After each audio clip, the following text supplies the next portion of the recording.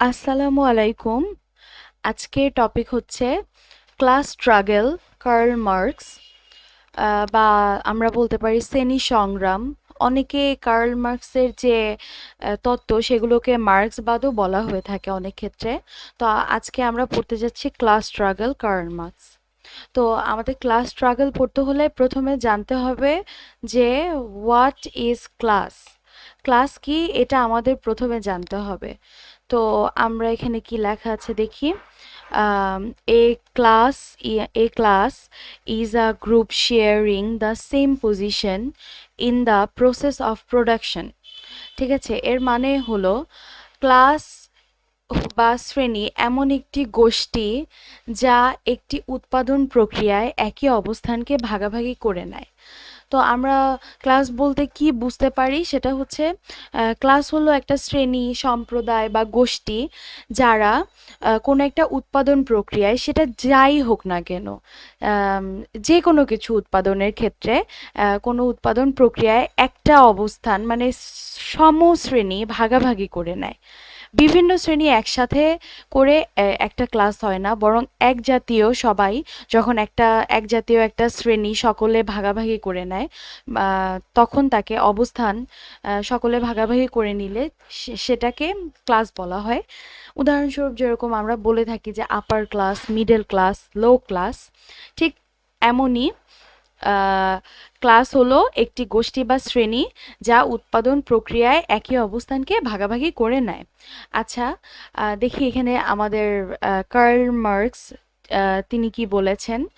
There R two types of classes. একটা হচ্ছে বোর্জোয়াসি, haves earning profits. এখানে হ্যাভ আর্নিং প্রফিটস বলতে যা বোঝানো হয়েছে যে এই শ্রেণীর লোকেরা শুধুমাত্র তারা যে লাভের অংশটা, প্রফিটস লাভটা আয় করতে পছন্দ করে, মানে তারা শুধু লাভের অংশটা আয় করে, বা তাদের একটাই কাজ যে তাদের প্রফিট বাড়ানো। ঠিক আছে, আরেকটা অংশ রয়েছে বা আরেকটা শ্রেণী রয়েছে, সেটা হচ্ছে প্রোলেট্রিয়েট। প্রোলেট্রিয়েট কারা? এরা হচ্ছে হ্যাভ নটস আর্নিং ওয়েজেস, মানে এদের কাজ শুধু লাভ উপার্জন করা নয়, এরা হচ্ছে যতটুকু কাজ করে, মানে এদেরকে আমরা এক কথায় শ্রমিক শ্রেণী বলতে পারি। এরা হচ্ছে কাজ করে, এর পরিবর্তে পারিশ্রমিক গ্রহণ করে। আর আরেকটা যে পড়লাম আমরা বোর্জোয়াসি, এই বোর্জোয়াসিটি হলো মালিক শ্রেণী বলা যেতে পারে, মানে এরা শুধু একটা কোম্পানিকে পরিচালনা করে, তারা হচ্ছে ক্যাপিটাল হিসেবে কাজ করে, কিন্তু তারা হচ্ছে তাদের কাজ সেখানে পরিশ্রম করা না, তাদের কাজ শুধু সেখান থেকে কিভাবে প্রফিট আয় করা যায় সেইটা তাদের মূল উদ্দেশ্য।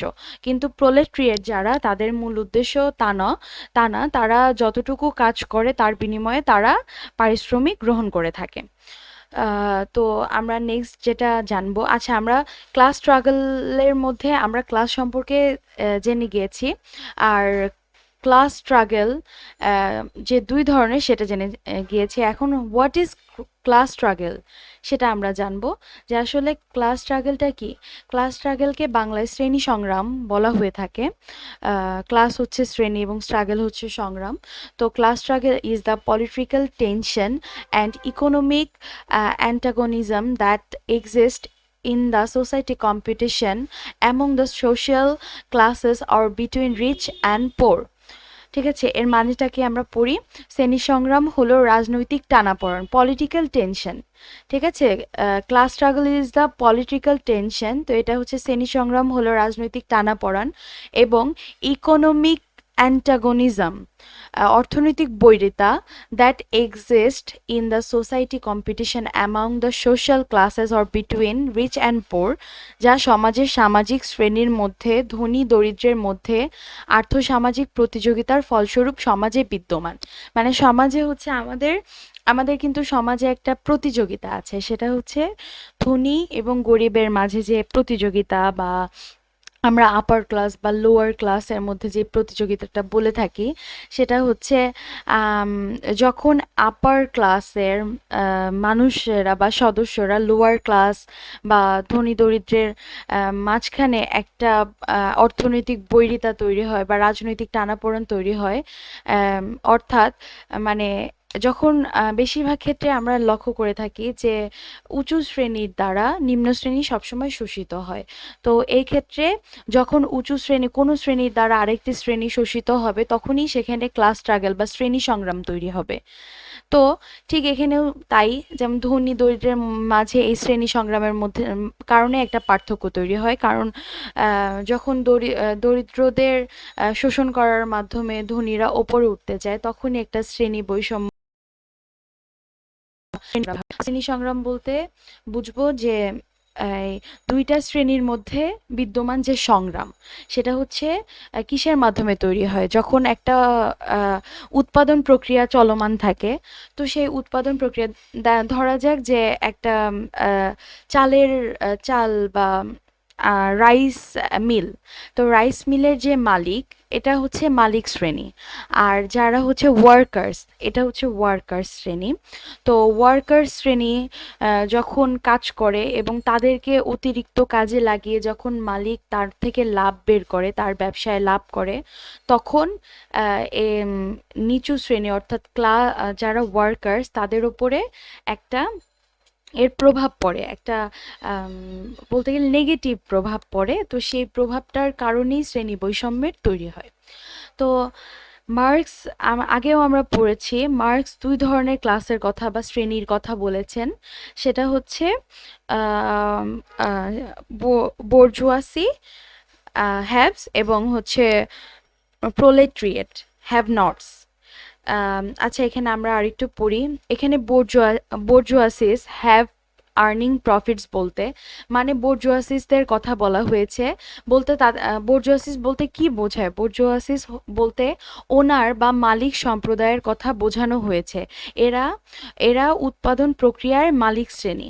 মানে হচ্ছে যখন একটা উৎপাদন প্রক্রিয়া হয় সেটা ধান চাল যে কোনো কিছুই হোক, সেই উৎপাদন প্রক্রিয়ায় একটা মালিক যে শ্রেণী তাদেরকে ওনার বা বোর্জোয়াসিস বলা হয়ে থাকে। এরা হচ্ছে মানে ভূমির পতি বা মালিক, জমি মানে জমিপতি। তো এরা হচ্ছে সবসময় তাদের মূল উদ্দেশ্য কি? Haves earning profits. তারা সবসময় তাদের যে লাভের অংশটা সেটা নিয়ে চিন্তা করে, কিভাবে তারা লাভ করতে পারবে বেশি সেটা নিয়ে চিন্তা করে। আর আরেকটি হলো প্রোলেট্রিয়েট হ্যাভ নটস বা সর্বহারা শ্রেণী। এরা উৎপাদন প্রক্রিয়ায় কর্মী হিসেবে কাজ করে এবং বেতন গ্রহণ করে। এদের উৎপাদন প্রক্রিয়ায় কোনো মালিকানা নাই, এদের নিজের কোনো সম্পত্তি না। এরা শুধুমাত্র কর্মী হিসেবে বেতন লাভের আশায় সাধারণ জীবনযাপনের জন্য তারা এই কাজটি করে থাকে। তো মার্কস এই বিষয়ে ঘোর বিরোধিতা করেন। মার্কস অনেক রেগে যান।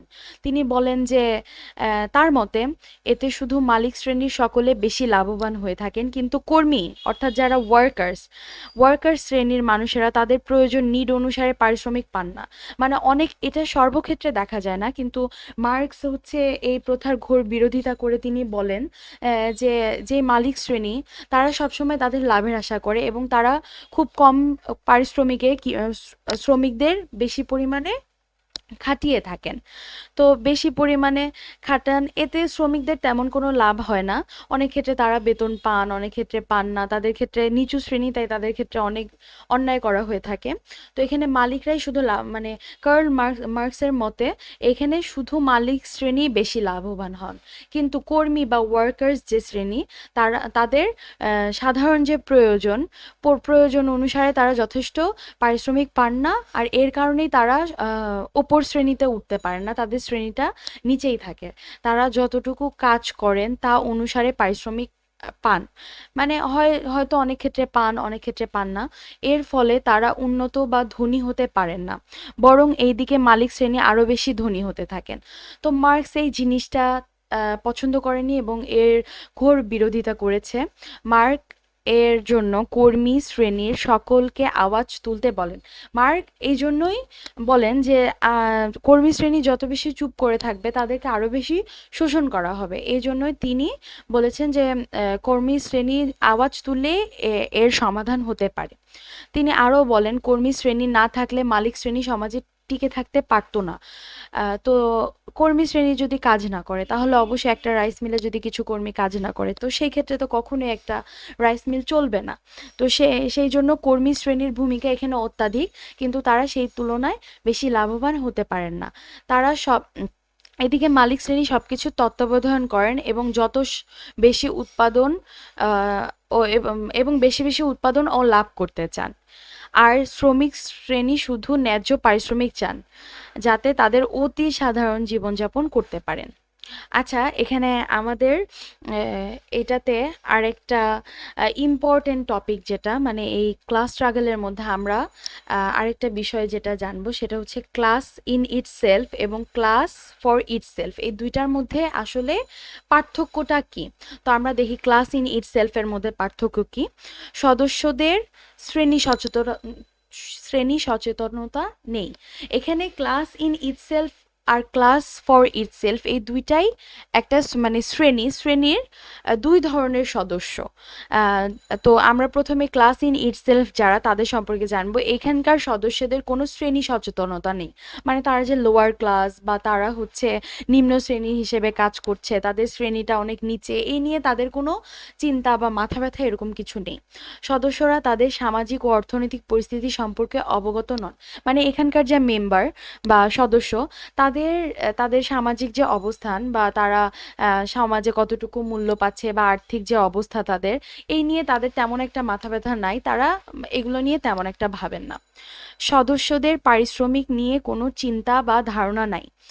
এই ধরনের সদস্য যারা এই ক্লাস ইন ইটসেলফ, এদের পারিশ্রমিক এদের ক্ষেত্রে যেটা হয় তাদেরকে অনেক বেশি খাটিয়ে কম পারিশ্রমিক দেওয়া হয়, কিন্তু এটার বিরোধিতা তারা করেন না। তারা যতটুকু পান তাতেই খুশি থাকেন, এটা নিয়ে তারা কোনো বিরোধিতা বা কোনো সমস্যা সৃষ্টি করেন না। তাদের মালিক বা কর্মী ভেদাভেদ নিয়ে কোনো সমস্যা নেই, মানে তারা অনেকে তাদের মধ্যে এটা লক্ষ্য করা যায় যে তারা লোয়ার ক্লাস আর যারা মালিক তারা আপার ক্লাস। তো এই তারা লোয়ার ক্লাস বা তারা নিচু জাতের, এই নিয়ে তাদের কোনো একটা চিন্তা বা সমস্যা নেই। এদিকে ঠিক এদেরই বিপরীত সেটা হচ্ছে ক্লাস ফর ইটসেলফ, মানে এই শ্রেণীর যে ইটসেলফ ক্লাস ফর ইটসেলফ এরা ঠিক বিপরীত শ্রেণী। এই সকল সদস্যরা একদম সচেতন তাদের শ্রেণী সম্পর্কে, তারা এটা নিয়ে চিন্তিত এবং সদস্যরা তাদের সামাজিক ও অর্থনৈতিক পরিস্থিতি সম্পর্কে অবগত। তারা জানেন এটা যে তাদের সামাজিক অর্থনৈতিক পরিস্থিতি ভালো না এবং এটা নিয়ে তারা চিন্তিত।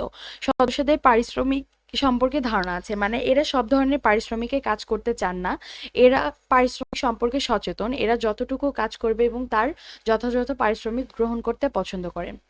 আর মার্কস তাদেরকেই সামাজিক শ্রেণী হিসেবে আখ্যায়িত করেছে।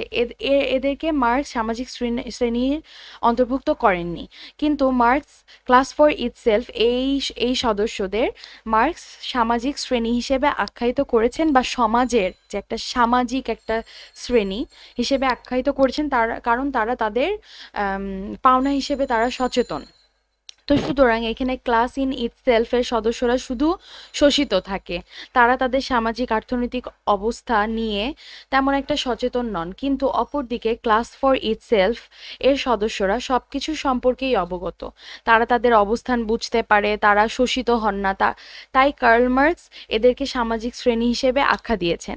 এরা সবসময় নিজের অধিকার সম্পর্কে সচেতন, এরা জানে চুপ করে থাকলে তাদের অধিকার তারা পাবেন না। আচ্ছা, এখানে শ্রেণী সংগ্রামের যে ইতিহাস সেটা সম্পর্কে আমরা জানবো, যে শ্রেণী সংগ্রামটা আসলে কোথা থেকে আসলো বা কিভাবে এর অভ্যুদয় হয়।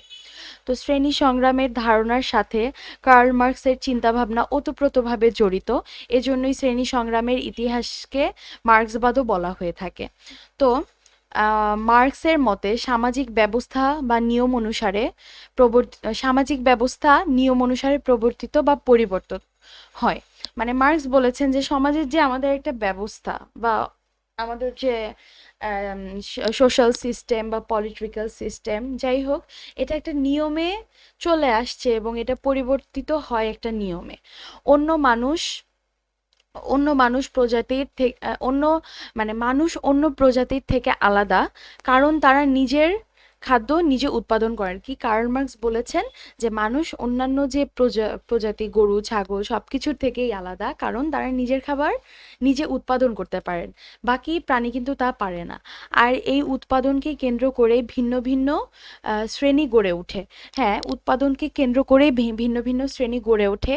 এর কারণ হলো, যদি উৎপাদন না হতো তাহলে ক্লাস তৈরি হতো না, আর ক্লাস যদি না তৈরি হতো তাহলে কখনোই ক্লাস বা শ্রেণী সংগ্রাম তৈরি হতো না। কারণ যখন উৎপাদন তৈরি হয় তখন দেখা যায় যে একদল মানে একদল সম্পদের ওপর একচেটিয়ে একটা নিয়ন্ত্রণ করে ফেলে, মানে যারা জমিদার জমি জমার মালিক সেই দল একটা তাদের সম্পদের ওপর একটা নিয়ন্ত্রণ থাকে, যে তাদের সম্পদকে কাজে লাগিয়ে তারা প্রফিট বা লাভ নিয়ন্ত্রণ স্থাপন করে। সেই দলই সমাজের শাসক শ্রেণী বা যে ধনিক শ্রেণী হয়ে ওঠে। আর এই কাজের সাথে সম্পর্ক স্থাপনের মধ্যে দিয়েই অন্যান্য শ্রেণী গড়ে ওঠে। যেরকম একজন জমির ব্যবসায়ী, এখন জমির ব্যবসায়ী না, জমির মালিক, তিনি যদি একটা জমিকে এই ফসল উৎপাদনের ক্ষেত্রে কাজে লাগায়, তো এখানে একটা উৎপাদন প্রক্রিয়া শুরু হবে, তো তাতে তার একটা একচেটিয়া নিয়ন্ত্রণ থাকবে। তো সেই জমির মালিক কিছু ওয়ার্কার্স বা কর্মী রাখবেন তার জমির কাজের জন্য। তো যারা কর্মী তারা অনেক বেশি মালিকের তুলনায় তারা অনেক বেশি পরিশ্রম করেও তারা সামান্য পরিমাণে পারিশ্রমিক পাবেন। ঠিক আছে, আর এই কাজটা করতে গিয়েই তাদের মধ্যে একটা সম্পর্ক স্থাপন হবে। তো প্রথম দিকে যখন ক্লাস বা শ্রেণী তৈরি হয় তখন প্রথমে আমাদের কৃষিকাজই প্রথমে সকলের ভরসা ছিল। তো কৃষিকাজের ক্ষেত্রে প্রথম দিকে যখন কৃষিকাজ শুরু হয় তখন কেউ কৃষি জমির প্রথম দিকে কেউ নিজে উৎপাদন করতেন না। প্রথমে তারা জমি বর্গা দিতেন বা জমিতে ফসল ফলানোর জন্য তারা মজুর নিয়োগ দিতেন। তো মজুর যখন তারা নিয়োগ দিতেন, এভাবে মজুরি খাটার জন্য মজুরগণ মালিকের সাথে নিয়োগ হতেন বা যুক্ত হতেন, তখন দুইটা ক্লাস সৃষ্টি হতো, যে এটা হচ্ছে মালিক শ্রেণী এবং এটা হচ্ছে মজুর শ্রেণী বা নিম্ন শ্রেণী। তো এইভাবেই দেখা যেত মালিকরা নানা শ্রেণী দ্বারা শ্রমিক শ্রেণী শোষিত হতে থাকতো। মালিকদের নানা শ্রেণীর লোকেরা শ্রমিক শ্রেণীর যে শ্রমিকরা রয়েছে তাদেরকে শোষণ করতেন। অনেক ক্ষেত্রেই শ্রমিক শ্রেণী তাদের ন্যায্য মজুরি পেতেন না। এর মধ্যে কিছু সদস্য আছে যাদের এগুলো নিয়ে কোনো চিন্তা বা ধারণা নেই, এবং কিছু সদস্য আছে যারা অন্যায়ের বিরুদ্ধে আওয়াজ তোলেন। তারা আর্থিক ও সামাজিক বিষয় সম্পর্কে জানে, যে আমরা একটু আগেই যেটা পড়েছি, ক্লাস ইন ইটসেলফ এবং ক্লাস ফর ইটসেলফ। তো এখানে হচ্ছে যারা সচেতন নন তারা হচ্ছে ক্লাস ইন ইটসেলফ, এবং যারা সচেতন তারা হচ্ছে ক্লাস ফর ইটসেলফ। তো এইভাবেই প্রথম দিকে যাদের কাছে জমি বা ভূমি ছিল তারা মালিক শ্রেণী হয়ে ওঠে, আর যাদের কাছে ভূমি ছিল না তারা অন্যের জমিতে কাজ করা শুরু করে। তো প্রথমে কৃষিকাজ থেকে এই প্রক্রিয়াটি শুরু হয়, পরে তা শ্রেণীতে রূপান্তর হয়। যেমন কৃষিকাজটা শুরু হলো, তারপরে উৎপাদন প্রক্রিয়া শুরু হয়। উৎপাদন প্রক্রিয়া শুরু হওয়ার পর যাদের নিজস্ব সম্পত্তি আছে তাদের একটা ক্লাস হয়ে যায়। হওয়ার পরে আবার যাদের হচ্ছে যে সম্পত্তি নেই তাদের হচ্ছে লোয়ার ক্লাস বা ওয়ার্কার্স একটা গ্রুপ হয়। এই জন্য শ্রেণী বিভাজন তৈরি হয়। শ্রেণী বিভাজন যেখানে আছে সেখানে অবশ্যই শ্রেণী সংগ্রাম থাকবে। একটা কথা মনে রাখতে হবে, যদি শ্রেণী বিভাজন বা ক্লাসের যে প্রকারভেদ না থাকে তাহলে এখানে কখনোই শ্রেণী সংগ্রাম তৈরি হবে না। তো এইভাবে ধাপে ধাপে শ্রেণী সংগ্রামটা শুরু হয়। কার্ল মার্কস বলেন, the history of all previous societies has been the history of class struggle. মানে পূর্ববর্তী যত সমাজ রয়েছে বা যত সমাজ গড়ে উঠেছে, পূর্ববর্তী সমস্ত সমাজের ইতিহাস ছিল শ্রেণী সংগ্রামের ইতিহাস। মানে শ্রেণী সংগ্রাম নেই এরকম কোনো সমাজ নাই। প্রত্যেকটা সমাজেই শ্রেণী সংগ্রাম পার করে এসেছে, মানে প্রত্যেকটা সমাজেই শ্রেণী সংগ্রাম ছিল, এটা কার্ল মার্কসের মতে, এটা আপনারা অ্যাড করতে পারেন, অনেক গুরুত্বপূর্ণ একটা মতামত। যাই হোক, তিনি তার তার বই দ্য কমিউনিটিস্ট ম্যানিফেস্টো, তিনি এটা একা লেখেননি, কার্ল মার্কস এবং ফ্রেডরিক অ্যাঞ্জেল আহ, এই তার বইতে এই কথাই লিখেছেন। কার্ল মার্কস তার এই বইতে কার্ল মার্কসে এই শ্রেণী শোষণ করার ঘোর বিরোধিতা করেন। এক সময় দেখা যেত অন্যের কাজে, অনেক ক্ষেত্রে এক সময় দেখা যেত যে কাজের অনেক মেশিন আবিষ্কৃত হয়ে গেছে, যেমন ধান ভাঙার, চাল ভাঙার, কিন্তু এই ক্ষেত্রে মালিকেরা কি করছে, মালিকেরা এই মেশিনগুলো ব্যবহার করছে না তারা, কারণ মেশিনের যে খরচ তার থেকে তারা কম মূল্যে শ্রমিক গ্রহণ করতে পারছে, আর শ্রমিকদের দিয়ে কাজ করিয়ে তারা অধিক লাভবান হতে পারছে। এভাবেই তারা মালিক শ্রেণী শ্রমিক শ্রেণীকে শোষণ করা শুরু করে। প্রথমে প্রাচীন সমাজ ছিল, অ্যানসিয়েন্ট সোসাইটি আমরা যাকে বলি। তো সেখানে জমিদাররা ছিলেন মাস্টার্স, যাদেরকে মাস্টার্স বলা হয়ে থাকে, এবং তাদের দাস দাসী স্লেভস রা থাকতো। এই যে অ্যানসিয়েন্ট সোসাইটি যেটা ছিল আদিম সমাজ, এটাতে ছিল মাস্টার, দুইটা ভাগে দুই শ্রেণী ছিল, মাস্টার শ্রেণী এবং স্লেভস। এরপরে আসলো হচ্ছে সামন্ততান্ত্রিক সমাজ বা ফেডাল সোসাইটি, যেখানে ভূমি মালিক বা লর্ডস এবং ভূমিদাস বা সার্ফ থাকতো, এই দুইটা শ্রেণী। এই লর্ডসরা যারা ছিলেন তারা হচ্ছে জমি মালিকানা গ্রহণ করতেন, মানে ওন ল্যান্ড ছিলেন, মানে তারা জমির মালিকানায় থাকতো, এবং সার্ফ যারা তারা ওয়ার্কার্সদের মতো কাজ করতেন এবং কাজের বদলে তারা জমি গ্রহণ করতেন এবং সুরক্ষা, মানে তারা কাজের বদলে এই জিনিসটা পেতেন। এরপরে আমাদের পুঁজিবাদী সমাজ তৈরি হয়েছে, যেখানে দুই ধরনের শ্রেণী দেখা যায়। একটা হচ্ছে এই যে আমরা আগে পড়ে এসেছি, সেটা হচ্ছে বোর্জুয়াসি মানে হ্যাভস, আর প্রোলেটরিয়েট হ্যাভ নটস। আর এই যে পুঁজিবাদী সমাজ বা ক্যাপিটালিস্ট সোসাইটি যেটাকে বলা হয়, এটাতে যে বোর্জুয়াসিসরা ছিলেন এরা হচ্ছে ওনার ক্লাস বা মালিক শ্রেণী, এবং প্রোলেট্রিয়েটরা যারা ছিলেন তারা হচ্ছে ওয়ার্কার ক্লাস মানে ওয়ার্কিং ক্লাস, তারা হচ্ছে শ্রমিক শ্রেণী বলা যেতে পারে। তো এইভাবে শ্রেণী সংগ্রাম চলতে থাকে এবং এর ইতিহাস গড়ে ওঠে। তো শ্রেণী সংগ্রাম নিয়ে আমরা অনেকক্ষণ ধরেই পড়ে আসছি কার্ল মার্কস। তো আসলে এই কার্ল মার্কসের অবদানটা বা তার চিন্তাধারাটা কি, সেটা সম্পর্কে আমরা এখন জানবো।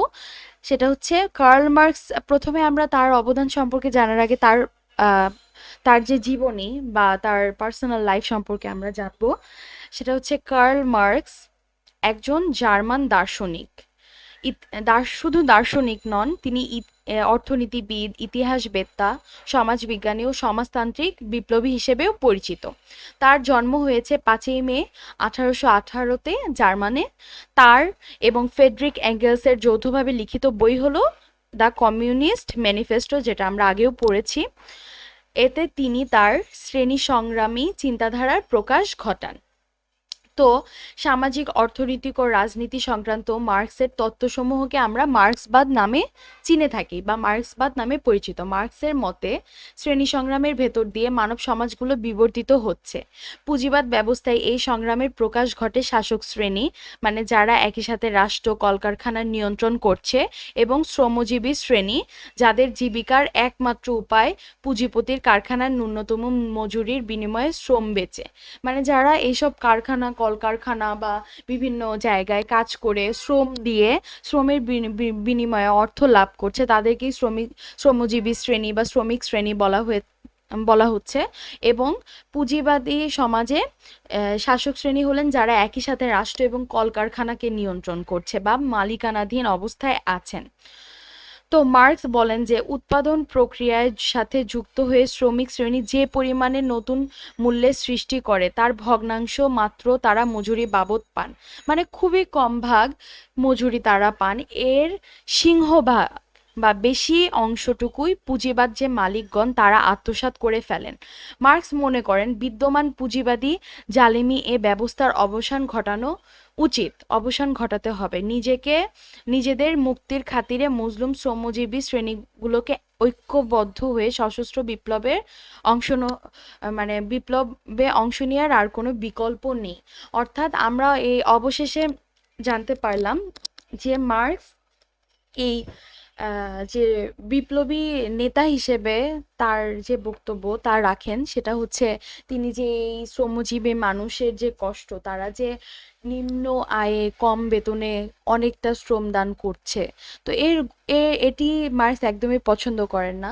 তিনি চান যে শ্রমজীবী মানুষের উপরই এই শাসক শ্রেণী নির্ভরশীল। তো শাসক শ্রেণীকে অবশ্যই এই শ্রমজীবী মানুষের মূল্যায়ন করতে হবে। এই জন্য অবশ্যই শ্রমজীবী মানুষদের সচেতন হওয়া অনেক বেশি গুরুত্বপূর্ণ। তো আজকে আমরা এই টপিকটার মোটামুটি সবকিছু সম্পর্কে বিস্তারিত পড়ে ফেলেছি। তো এখান থেকে যদি আরও কারো কোনো সমস্যা থাকে অবশ্যই আপনারা আমাকে কমেন্টে জানাবেন, এবং আশা করি এইখান থেকে আপনাদের কার্ল মার্কস ক্লাস স্ট্রাগলের ওপর যা কনফিউশন ছিল বা যা জানার ছিল তা সম্পর্কে আপনারা জানতে পেরেছেন বা কনফিউশন দূর হয়েছে।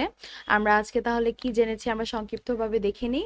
সেটা হচ্ছে আমরা ক্লাস কি তা জানতে পেরেছি, ক্লাস কয় ধরনের তা জানতে পেরেছি, তারপরে ক্লাস স্ট্রাগলটা কি বা শ্রেণী সংগ্রাম কি তা সংজ্ঞাসহ জানতে পেরেছি। তারপরে ক্লাসের যে দুই ধরনের ক্লাসের কথা বলেছেন কার্ল।